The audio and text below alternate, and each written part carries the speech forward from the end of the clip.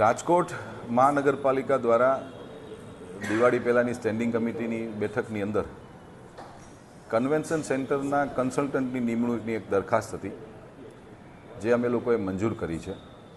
રાજકોટ શહેર દિન પ્રતિદિન ઔદ્યોગિક દ્રષ્ટિએ જોઈએ કે રેવન્યુની દ્રષ્ટિએ જોઈએ, રાજકોટ શહેર હવે મોટું થતું જાય છે. રાજકોટમાં પેરેફરીમાં સૌરાષ્ટ્રની અંદર એક આ કેપિટલ કહેવામાં આવે છે. ઉદ્યોગની દ્રષ્ટિએ પણ કેપિટલ કહેવામાં આવે છે.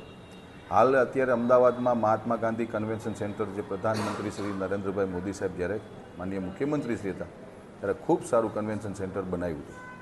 પરંતુ રાજકોટ અને જૂનાગઢ અને સૌરાષ્ટ્રના જે ઉદ્યોગકારો છે એમને ત્યાં સુધી ધક્કો ન ફાળો થાય અને માનનીય રાજ્ય સરકારની સૂચના અનુસાર એક સૌરાષ્ટ્રની અંદર કન્વેન્શન સેન્ટર પણ બનવું જોઈએ. રાજકોટ ચેમ્બર ઓફ કોમર્સ, રાજકોટના અલગ અલગ ઇન્ડસ્ટ્રીયલ એસોસિએશન, માનનીય સાંસદ સભ્ય શ્રી પરસોત્તમભાઈ રૂપાલા સાહેબ, ભારતીય જનતા પાર્ટીના ચારેય ધારાસભ્યશ્રીઓ અને ભારતીય જનતા પાર્ટીનું અમારું સંગઠન લાગણી હતી કે રાજ્ય સરકારમાંથી એક મંજૂરી મળે અમને, અને માનનીય મુખ્યમંત્રી શ્રી ભૂપેન્દ્રભાઈ પટેલની ભારતીય જનતા પાર્ટીની સરકારે અમને મંજૂરી આપી કે રાજકોટ શહેરમાં કન્વેન્શન સેન્ટર બનાવો.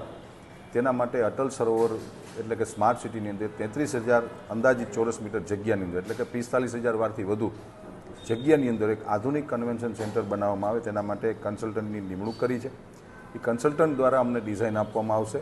એ ડિઝાઇન એકથી વધુ ઓપ્શન આપવામાં આવશે. એના અલગ અલગ નિષ્ણાંતો દ્વારા એ નક્કી કરી અને એની એક ટેન્ડર પ્રક્રિયા કરવામાં આવશે.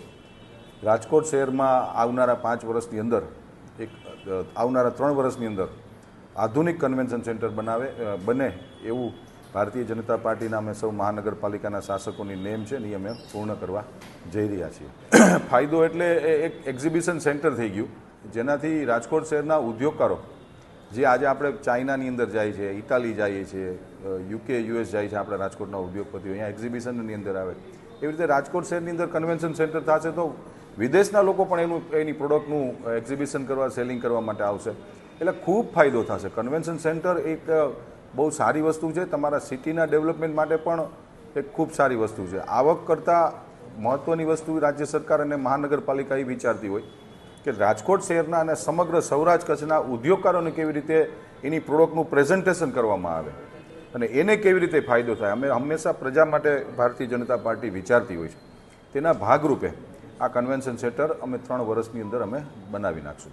સાંજ સમાચાર ફેસબુક પેજને લાઇક કરો, વિડીયો શેર કરો અને વધુ વિગતવાર સમાચાર માટે sanssamachar.net વિઝિટ કરો.